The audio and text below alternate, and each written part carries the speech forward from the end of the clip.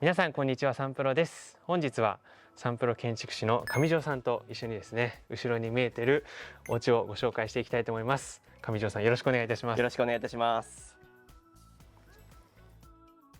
まず外観からなんですけれども、はい、もうファサードがめちゃくちゃまずかっこいいですよね。ありがとうござい正面のます。ところ。今回のお家の外観なんですけども、段違いの切り妻のデザインのお家をご提案をさせていただきました。周りの街並みに馴染む上品でおしゃれな外観にしたいなというところで、こういった外観のテイストをご提案させていただきました。なるほどですね。確かにこう見るとかっこよさもありながら落ち着いてますよね。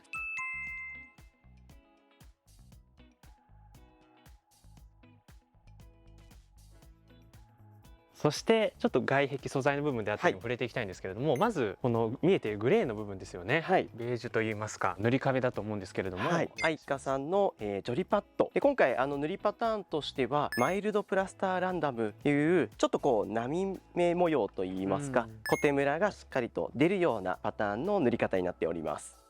先ほど段違いという形で言っていただきました、また材質も変わって大きく出てるんですけれども、はい、今回道路面から比較的車1台分ですぐ建物という形の中で、少しこう奥行き感とかも感じられるように段違いの形をご提案させていただいてたんですけども、奥の部分に濃いめの着色がされている杉のはめ板、今回リボスっていう塗料のタイヤチェストナットっていう色を塗っているんですけども、落ち着いた色合いになっているのかなと思っております。玄関周り来たんですけれども、はい、今回はですね、玄関ひさしっていう商品ですね、付けさせていただいております。サンバカンパニーというメーカーさんのラミナっていうひさしを今回設置しております。細い、シャープな印象というところで外観の邪魔をしない、でも機能面としてはしっかりとこう雨を遮ってくれるっていうことで、こちらをご提案させていただきました。早速中の方にご案内いただいてもよろしいでしょうか。承知いたしました。それでは中の方へどうぞ。失礼いたします。めちゃくちゃ雰囲気出てますね。はい、ありがとうございます。中にもやっぱりその木の雰囲気を出したいということで、正面に多くの板を前面に貼らせていただいております。正面に貼ってある板なんですけども、床に貼られてる多くですね、全く同じものを実は壁に貼っております。同じものなんですね。はい。そして左手ですね、シューズクローゼットも見えてますけれども、この辺もたくさんありますね。今回奥行き間で 2.6 メートルほどございますので、結構下だけでも収納力があるということで、上はオープンにして少しでも玄関がゆったりと感じていただけるようにということで、カウンタータイプの収納にさせていただきました。ありがとうございます。玄関とリビングとを仕切る壁のところに室内窓を設けさせていただきました。ご主人とかが帰ってくる夜、もちろん照明つけていただければ間接照明で非常におしゃれで明るい玄関になるんですけども、玄関の照明つけなくても南側のリビングに灯されている照明ですね、そこの照明が玄関をデコ窓のモールガラス越しに照らしてくれる。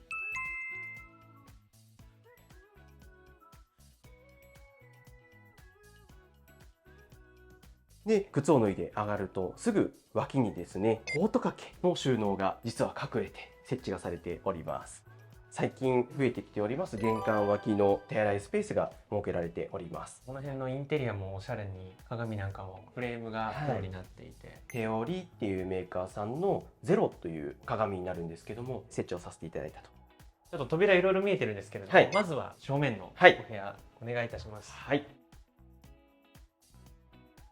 めちゃくちゃ素敵な LDK 空間ですね。ありがとうございます。この LDK かなり空間も広々としていると思うんですけども、まずこの辺の大きさからお聞きしてもよろしいですか。はい、こちらの LDK ですね、20畳の空間になっております。で、家族構成としましては、ご夫婦とお子様2人、あとですね、お母様とのご同居ということで、計5人家族のお家になっております。本当に LDK から開放的で過ごしやすそうですね。周りにオープン空間がありますので、そこからのこう日差し抜け感というのがこう非常に感じられることで、開放的な LDK になっているかなと思っております。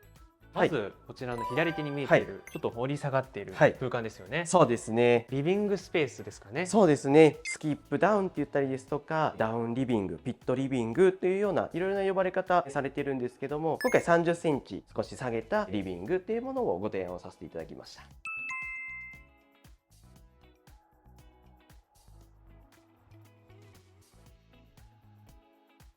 ご主人様が必ずこれを設置したいと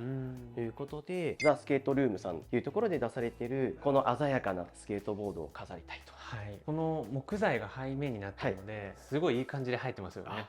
そしてここがまた一つはい特徴だと思うんですけど、吹き抜けがはい、6畳の吹き抜けがありまして、空の綺麗な青がですね、入ってくる吹き抜けという形になっております。こちらのスペースではいどれぐらいあるんですかね。今回ちょっと一部窓際の方段差あるんですけども、このスペースまで入れて8畳の8畳。空間になっております。今気づいてしまったんですけど、ここ収納になってますか。そうですね。このダウンリビングの時の一つのメリットっていうのが、ここ30センチありますので、腰掛けるっていうことができるんですね。じゃあこの段差をもう一つ活かすこちらですねま。さかの収納がたっぷりとという形ですね。収納にもできて、ベンチにもなっベンチにもでて、きると。はい。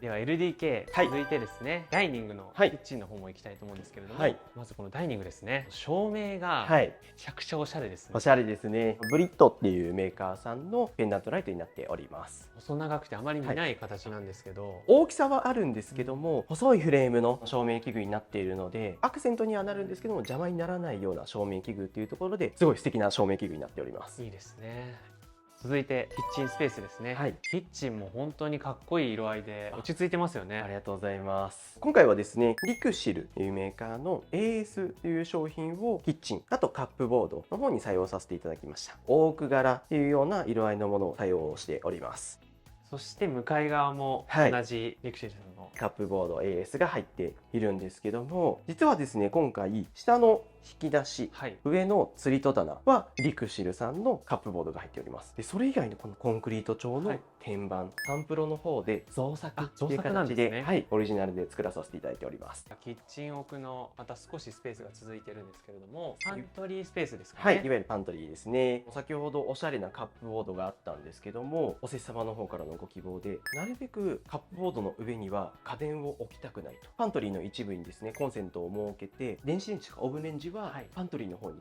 ということで、オーブンレンジが入る幅のパントリーというものをなるほどですね作成させていただきました。この奥がですね、駐車場になっておりまして、でかつ物置とかも置かれておりますので、溜まったゴミですね、匂いが出てしまうようなものをすぐここから外に出て、物置の中にこう入れていくことができるという動線を短くするための勝手口っていうものを設置をさせていただいております。続いて水回りのはい方に行きたいんですけれども、はいそちらの左側ですかね。先ほどの玄関から入ってきたドアの正面に、こちらが今回このうちの水回りスペースになっております。こちらも素敵ですね。そうですね、こちらもこだわった洗面スペースになっております。グレーを基調とされたキッチンに似たような。そうですねテイストですよねモルタル調のグレーを基調にした、洗面スペースになっております。上の照明もまたおしゃれですよね。そうですね、今回のこのお家は照明器具、こういう裸電球をモチーフにしたようなものが対応されております。この辺もタイルがおしゃれですよね。そうですね、スクエアなタイプの名古屋モザイクのトロンヌっていう商品をこちらの方に貼っております。そして向かい側のスペースなんですけれども、ハンタ君ですかね。ハンタ君ですね、下に洗濯機が置かれて、洗ったものを上にすぐ入れてあげてポチって50分経てばふっかふか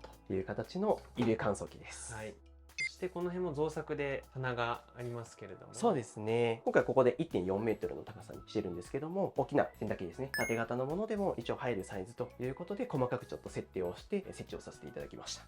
そして奥のスペースがユニはいットバスですかね。落ち着いた色合いで使いやすそうですね。そうですね、このうちに合わせてやっぱりナチュラルな色合いで、リクシルのアライズっていうものを採用していただいております。最近のスタンダードにもなってきてる、鏡がない、棚がない、カウンターがない、脱着式の棚とかカウンターっていうものをまた別の商品でこう買っていただいて、そういったものを使っていただくとお掃除の時には非常に便利かなと思っております。もう一度玄関の方のスペースですね。こちらの方に戻りまして、今回家族構成がお母様とのご同居ということで、玄関の横にですね、奥の扉開けていただくと、はい、お母様のお部屋が設置がされております。こちらがお部屋ですね。そうですね。ゆとりある、そうですね。かなり大きいですね。はい、こちらで 5.3 畳になりますので、タンスとかですね、置いていただけるようなスペースになっております。収納もしっかり。そうですね。こちらで約2畳分の収納ですね。可動棚とコート掛けという形の収納計画になっております。畳数としては 5.3 畳なんですけども、はい空間がこうゆったりと見える一つの要素としてですね、ウォークインクローゼットと寝るスペースの壁っていうのがあるんですけども、本来ですとここも全部壁に仕切るんですけども、確かに。あえてここはもう見えなくするだけで、うん上はもうオープンにすることで天井がつながってこう視線が奥に誘導されていきますので、空間としてゆったりと見える。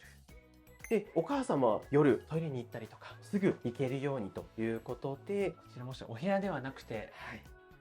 おトイレになってるんですね。そうですね。1階のトイレになっております。お母様のお部屋から出てすぐ横という形ですね。大きさとしては1畳ちょっと切るぐらいのスペースにはなっているんですけども、タンクレストレーですっきりと見えつつ、ワンポイントでまた裸電球のペンダントライトですね。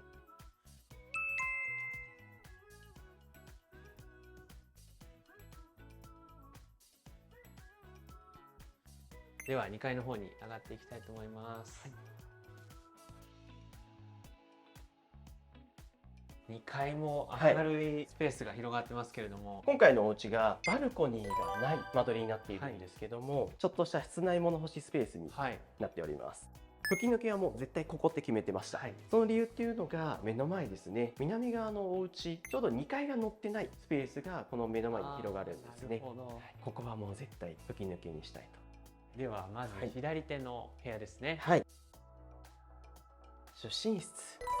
今回のお部屋のコンセプトとしましては、カジュアルなホテルをイメージした空間ですね。この辺とか特徴だと思うんですけど、そうですね。ツートンにまずなっていて、そうですね。下がこれ木材ですか？これはですね、実はシートです。パナソニックさんから出ているカスタムパーツっていうシリーズがあるんですけども、それのハメ板っていう商品を使っておりまして、一般的にシートってなりますともっとツルツルしてるんはい、ですね。わかります。今回ちょっと本物っぽく見える一つの要素っていうのがですね、はい好きなように塗装ができるものになっています。なので塗装が乗るようにっていうことでちょっと表面が毛羽立ってる、そういった仕上げになっているので、ツヤ感が薄れて本物っぽく見えるということでご提案させていただいてご採用いただいた商品になります。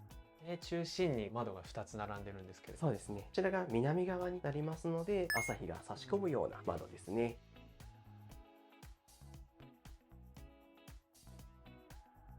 こちら子供室ですね。こちらで5畳の大きさになります。床材も落ち着いた色合いで、男の子でも女の子でも好んでいただけるような質感の床材ですね。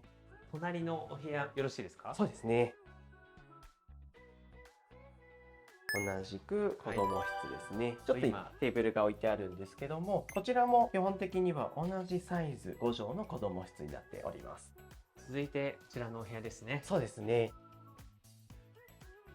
今回ご家族5人になりますので、1階だけでなく2階にもトイレですね。今まではですね、真鍮系のブラケットライトっていうのがいろいろなところに設置されてたんですけども、ここだけはちょっと印象深いブラックテイストと。上尾さん、トイレのすぐ横にちょっとあまり見ない位置にそうですねコンセントがあるんですけれども、こちらのコンセント、上下階がこう分かれてきますと意外と無線が飛ばなかったりとかするんですね。はい、Wi-Fi を飛ばしやすくするための中継機設置するように。なるほど。続いてこちらの扉ですかね。はい。かなり大きいお部屋ですけれども、いわゆるファミリークローゼットですね。そうですね。最近流行りのファミクロです。ファミクロ。はい。今回6畳っていう空間です。そんなにあるんですか？めちゃくちゃ広いです。はい、めちゃこんなくちゃ奥まであります。ちょっと分かりづらいかもしれないですけど、ここもスルーになってて、そうなんです。めちゃくちゃ広いです。で、ここにもコンセントあるんですけども、ここに台を置いていただいて、シャツとかアイロンがけして、ここでできちゃここでうんですね。かけると。一箇所に集約するってことですね。そうですね。